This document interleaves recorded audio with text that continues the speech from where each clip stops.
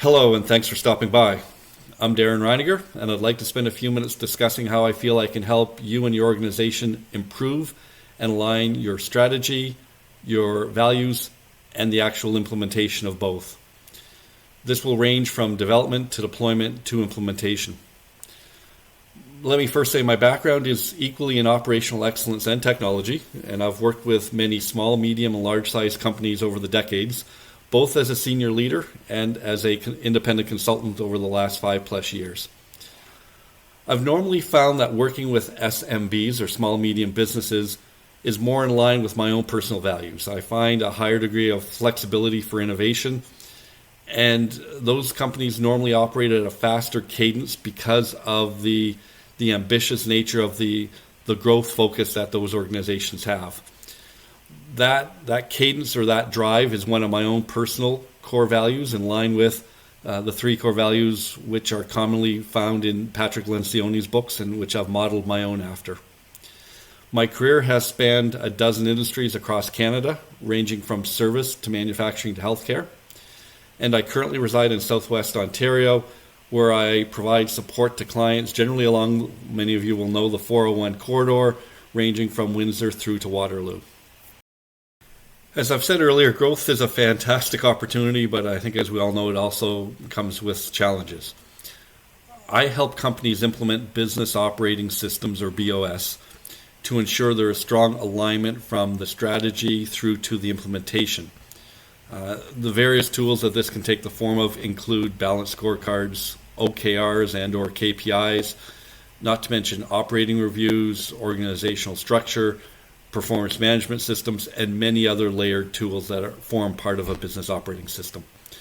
Typically in the implementations I've done, all of this is underlined by a very basic common tool dating back to the 1950s, created by Drs. Deming and Short, that being the Plan, Do, Study, Act. Some of you may know it as the Plan, Do, Check, Act cycle, which is a continuous improvement and learning framework and tool to ensure both individually and collectively we're getting better.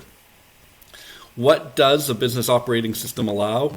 I'd say first and foremost, it allows the company leaders to focus on growth and the customers, to continue to pursue more markets and more product ventures to help a company aid in growth.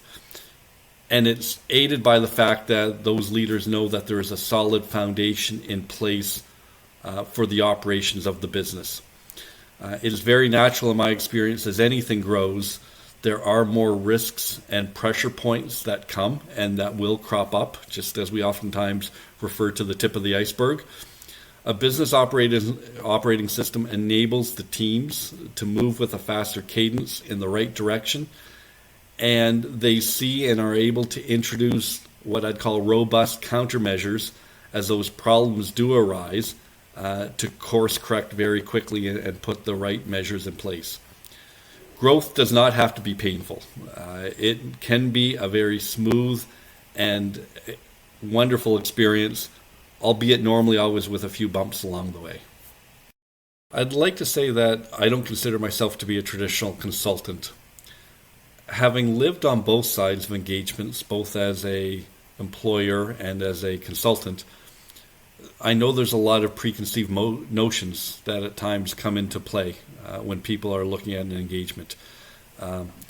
Mentally, a lot of times people have the idea of someone walking in wearing a suit with a briefcase and providing a 50-page report on what needs to be done and then just as quickly walking away. Maybe because of my East Coast roots, I work a bit differently, and I'll reference from Patrick Lencioni one of my second core values being humility. I know there still is a lot that I don't know, but I enjoy learning, and I believe from those learnings comes better ways to even do things. I've often described myself as a steel toe or scrubs consultant, and yes, it does vary based on the industry, which term I'll use, as my preference is to be part of a team or an engagement where I'm actually contributing and doing the work. And that's very likely part of my operational background. I don't excel in being purely an ideator or being a glorified suggestion box to provide ideas and then leave. I really want to help implementing and driving improvements. That's why earlier when I speak about strategy and development, deployment, and implementation, it really is as much the deployment and the implementation which I enjoy. And if there's one thing I've learned in my operational career, there's always something that can be done differently and better. Sometimes it is 2 steps forward, 1 step back, but there is always that natural progress, be it from a safety, employee, cost, delivery, quality perspective, all in support of the customer and improving the business. As you're listening to me speak about leadership and business operating systems, one of the key takeaways, I'm sure, is what is the value, what are the outcomes or deliverables that going down such a path will do. And I'm reminded of a nugget of wisdom, I think, that is industry independent, company size independent. And let me just ask you the question, how do you feel in your business about surprises?